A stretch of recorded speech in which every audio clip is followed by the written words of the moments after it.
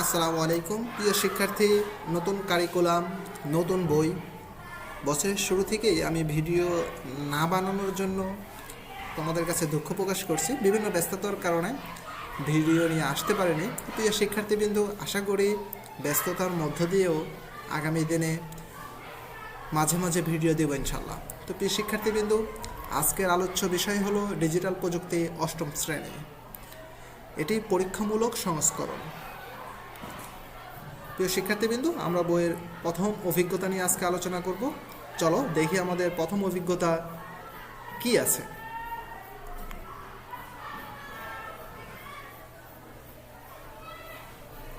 প্রিয় শিক্ষার্থীবৃন্দু, আমাদের প্রথম অভিজ্ঞতা শিখন অভিজ্ঞতা 1, তথ্য যাচাই অভিযান। আমরা এখান থেকে শুরু করছি।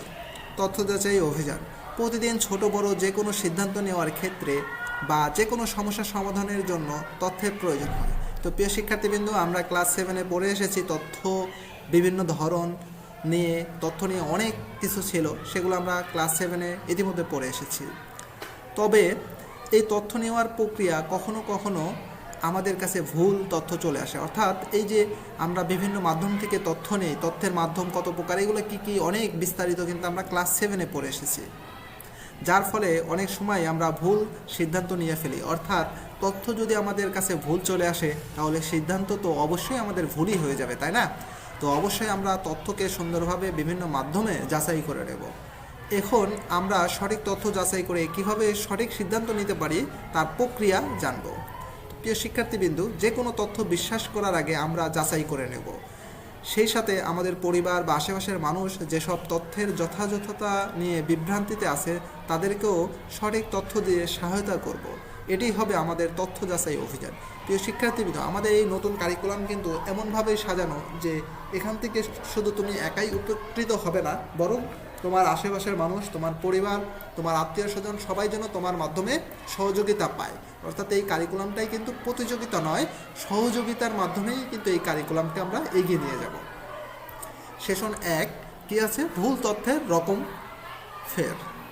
এখানে দেখো ভুল তথ্য কিভাবে ছড়ায়। অপতথ্য হতে পারে, অনিচ্ছাকৃত ভুলও হতে পারে, অর্থাৎ ভুয়া তথ্য বা ফেক নিউজও হতে পারে। এছাড়া অনেক কিছু হতে পারে আরও। চিত্র 1 বিভিন্ন ধরনের ভুল তথ্য আমরা দেখতে পেলাম।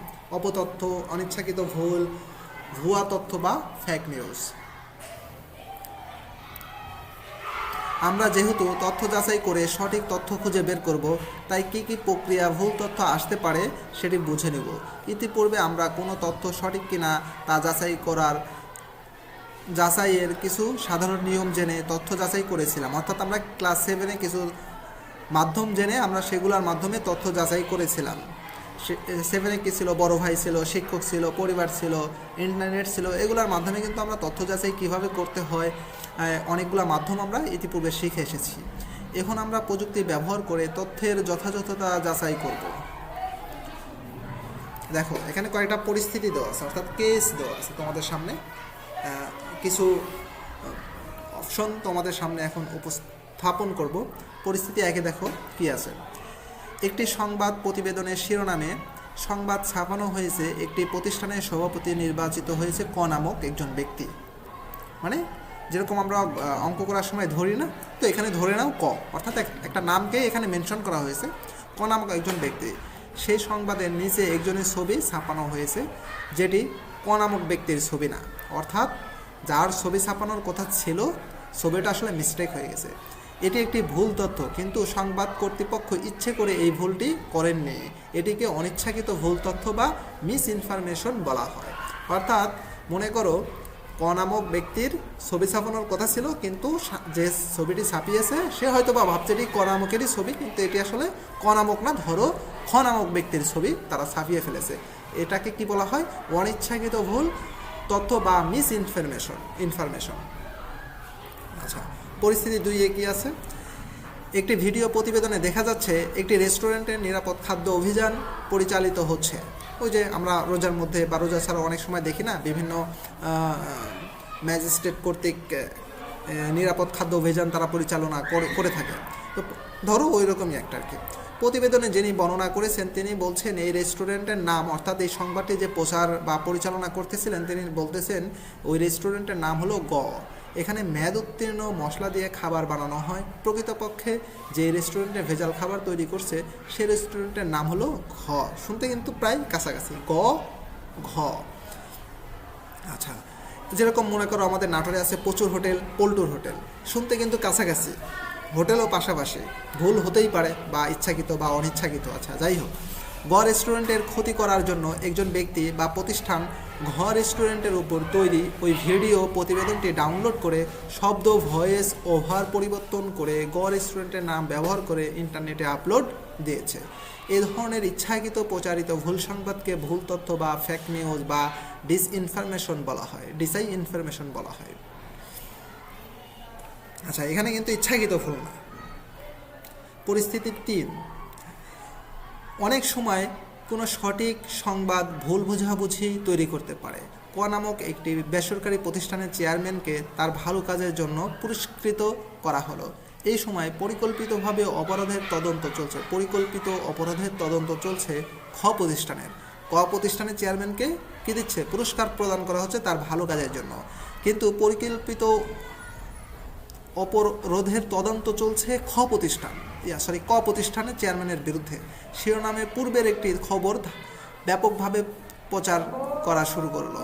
বিভিন্ন সোশ্যাল মিডিয়া থেকে সংবাদটি সঠিক, কিন্তু ওই সময়ে ওই প্রতিষ্ঠানের চেয়ারম্যান ছিলেন অন্য আরেকজন ব্যক্তি। অর্থাৎ ক নামক প্রতিষ্ঠানের চেয়ারম্যানকে পুরস্কার প্রদান করা হচ্ছে তার ভালো কাজের জন্য, কিন্তু ওই ক নামক প্রতিষ্ঠানেরই আগের চেয়ারম্যান হয়তো বা কোনো দুর্নীতি করেছে বা যে কোনো কিছু করেছে, সেটার একটা তদন্ত হয়েছিল, সেটার আগের একটা সংবাদ সেটা ব্যাপকভাবে আবার প্রচার শুরু হয়ে গেছে। ওই সময় প্রতিষ্ঠানের চেয়ারম্যান ছিলেন অন্য আরেকজন ব্যক্তি, কিন্তু অনেকেই ভাবলেন এই পুরস্কারপ্রাপ্ত চেয়ারম্যানই অপরাধ করেছেন। অর্থাৎ সঠিক সংবাদটি একজন ব্যক্তি বা প্রতিষ্ঠানের জন্য ক্ষতির কারণ হয়ে দাঁড়ালো। ব্যক্তি, দল, প্রতিষ্ঠান বা রাষ্ট্রের ক্ষতি করার উদ্দেশ্যে সঠিক সংবাদকে ভিন্ন পরিস্থিতিতে ব্যবহার করলে একে অপতথ্য বা মাইল ইনফরমেশন বলা হয়। এখানে আমরা 3টি ভিন্ন কাল্পনিক পরিস্থিতির উদাহরণ পড়লাম। কীভাবে আমরা বুঝতে পারবো উপরের বিভিন্ন পরিস্থিতির তথ্যগুলো ভুল? নিচে আমাদের ধারণাগুলো লিখি। তো প্রিয় শিক্ষার্থীবৃন্দু, আমরা এখানে 3টি পরিস্থিতি দেখেছি। 3টি পরিস্থিতির আমরা অ্যান্সার স্ক্রিপ্ট দেখব। এখানে শখ 1.1-এ আমি যেভাবে সঠিক তথ্য যাচাই করতে পারতাম একটি উদাহরণ দেওয়া হলো। প্রিয় শিক্ষার্থীবৃন্দ, এখানে পরিস্থিতি 1 আছে। একই সংবাদ অন্য একটি সংবাদ মাধ্যমে কিভাবে প্রচার হয়েছে তা যাচাই করার জন্য অন্য একটি সংবাদ মাধ্যম যাচাই করতাম, তাহলে ছবিটি যে ভুল তা আমি বুঝতে পারতাম। সংবাদটির শিরোনাম বা শিরোনামে কি ওয়ার্ড ইন্টারনেটে সার্চ দিলে আরও কয়েকটি সংবাদ মাধ্যমের একই খবর চলে আসতো।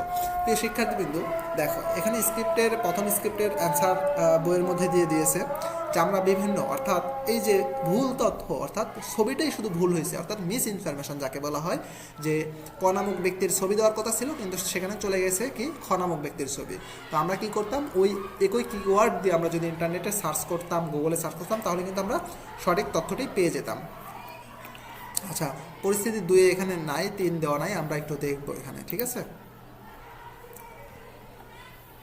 আচ্ছা, পরিস্থিতি 2-এ আমরা কি ছিল, প্রথমে যে নির্দিষ্ট এলাকায় নিরাপদ খাদ্য অভিযান পরিচালিত হয়েছে তা জানার চেষ্টা করব এবং নির্দিষ্ট এলাকায় কোন কোন রেস্টুরেন্ট রয়েছে তাও জানার চেষ্টা করব। এরপর আমরা গুগল বা ইউটিউবে বিভিন্ন মাধ্যমে সার্চ করে নকল ভিডিও এবং আসল ভিডিও উভয়টি ডাউনলোড করে বারবার ভয়েস শোনার চেষ্টা করব। কোথায় ভয়েসের তারতম্য রয়েছে, কোথায় অস্বাভাবিক হচ্ছে সেটি খুব সুন্দরভাবে নোট করব এবং শোনার চেষ্টা করব আসল ভিডিওর সাথে নকল ভিডিওর পার্থক্যটি কী, তাহলে আমরা বুঝতে পারবো। এছাড়াও নির্দিষ্ট এলাকায় রেস্টুরেন্ট, ওই এলাকার স্থানীয় মানুষের কাছে আমরা গুগল ফর্ম তৈরি করে পাঠিয়ে দেব। যে খাদ্য অভিযান পরিচালিত হচ্ছিল সে সময় কিছু মানুষ অবশ্যই দেখে থাকবে, তাদের কাছ থেকে আমরা গুগল ফর্মে তথ্য নেব আসলেই তারা দেখেছে কিনা। যদি দেখে থাকে বা খাদ্য অভিযান পরিচালনার মাধ্যমে কী ধরনের শাস্তি দিয়েছিল সেটা আমরা গুগল ফর্মে তাদের কাছ থেকে তথ্য নিয়ে জানতে পারি। এভাবেই আমরা উপরের উল্লেখিত তথ্য যাচাই পূর্বক আমরা সহজেই সঠিক তথ্য যাচাই করতে পারি।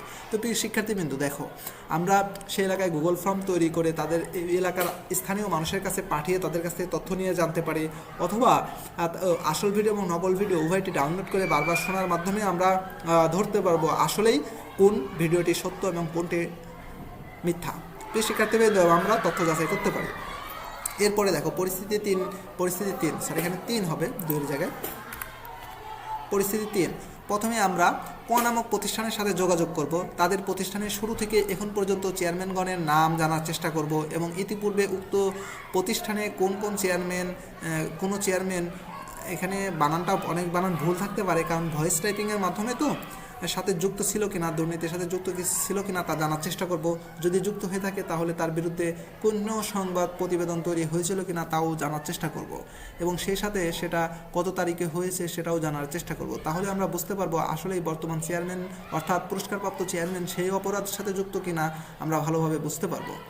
যে সংবাদ প্রতিষ্ঠান চ্যানেল প্রতিবেদনটি ব্যাপকভাবে ছড়িয়ে পড়েছে, অর্থাৎ যে প্রতিষ্ঠানের প্রতিবেদনটি ছড়িয়ে পড়েছে তাদের সাথে যোগাযোগ করার চেষ্টা করব, তাদের কাছে জানার চেষ্টা করব তারা মূলত কোন সময় প্রতিবেদনটি তৈরি করেছে এবং ওই সময় কোনো চেয়ারম্যান প্রতিষ্ঠানের চেয়ারম্যান হিসাবে নিযুক্ত ছিল, তাহলে আমরা বুঝতে পারবো আসলেই প্রতিবেদনটি কোন চেয়ারম্যানের বিরুদ্ধে ছিল। পরিশেষে আমরা আরেকটি কাজ করতে পারি, যে চেয়ারম্যানকে ঘিরে প্রতিবেদনটি ব্যাপকভাবে ছড়িয়ে পড়েছে অর্থাৎ সাধারণ মানুষ যাকে অপরাধী ভাবছে, আমরা সরাসরি সেই চেয়ারম্যানের সাথে কথা বলেও জানতে পারি আসলে সেই অপরাধটি নিজে করেছে কিনা, এভাবে আমরা জানতে পারি। তো প্রিয় শিক্ষার্থীবৃন্দু, আমরা অনেক উপায় বের করে নিজেদের মতো করে তথ্য যাচাই করার চেষ্টা করব। তবে অবশ্যই আমরা যে তথ্যটি নিব সেটি তথ্য সঠিক কিনা সেটি বারবার যাচাই করে নেব।